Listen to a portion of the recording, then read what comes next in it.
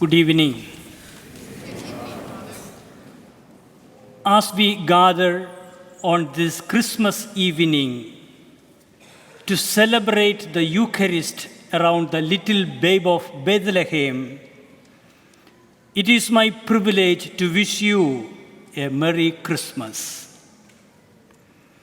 My prayer for you is that the joy and peace of the Lord may be with you and your family today and every day. 2000 years after the birth of Jesus, after so many Christmases, we forget its real meaning. So how do we rediscover the meaning of Christmas? Mary places Jesus in a manger.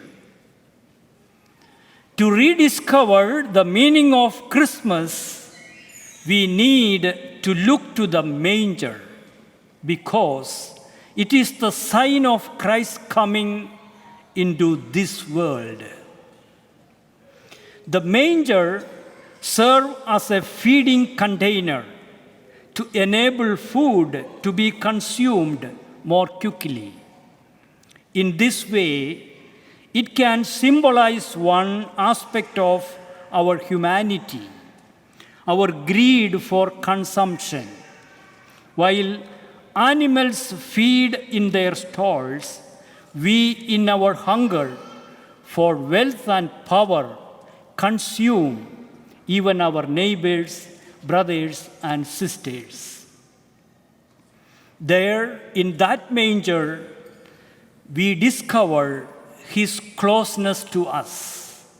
He comes there to a feeding container to become our food.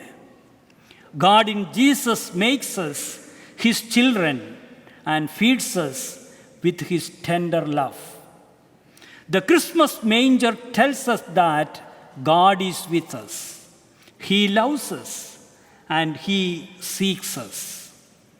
The manger reminds us that He was surrounded by nothing but love.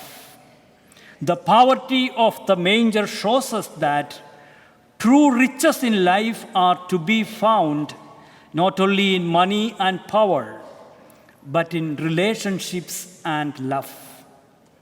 Without the poor, we can celebrate Christmas, but not the birth of Christ. At Christmas, let charity be reborn. Jesus was born poor, lived poor, and died poor. From the manger to the cross, His love for us always concrete.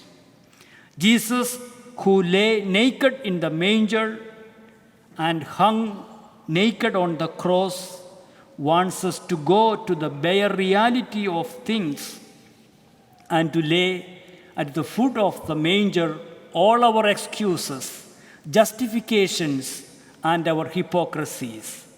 He wants us to be clothed in love. May we not let this Christmas pass without doing something good.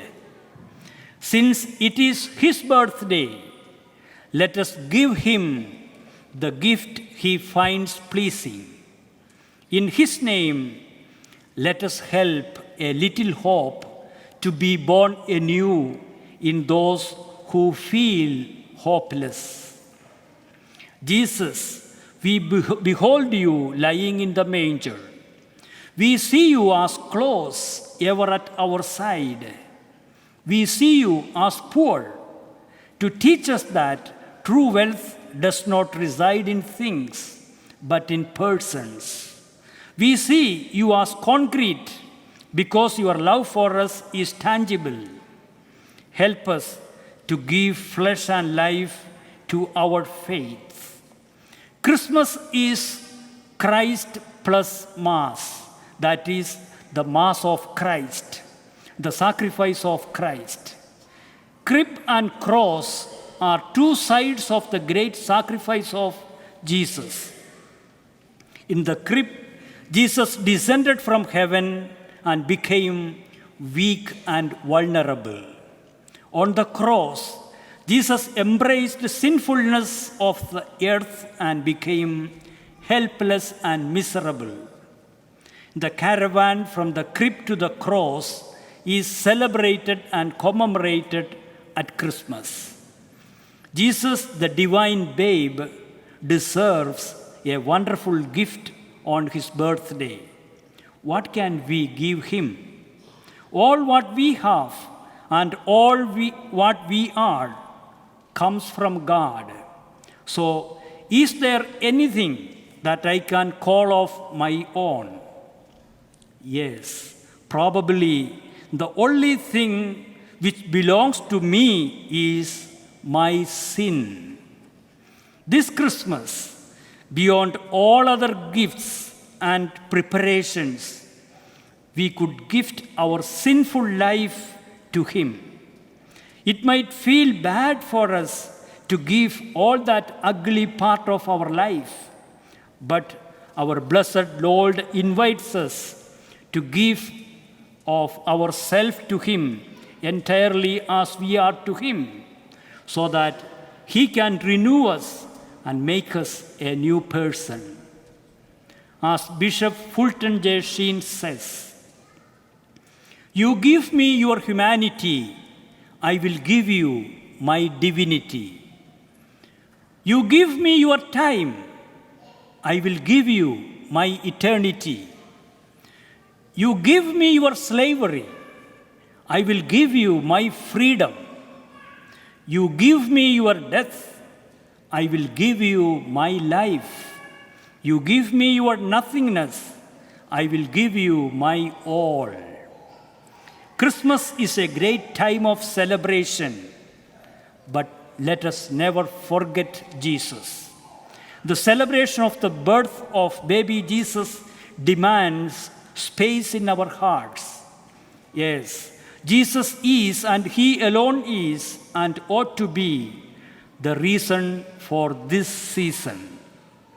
May he born, not just in the crib, in houses or church, but in our hearts and lives.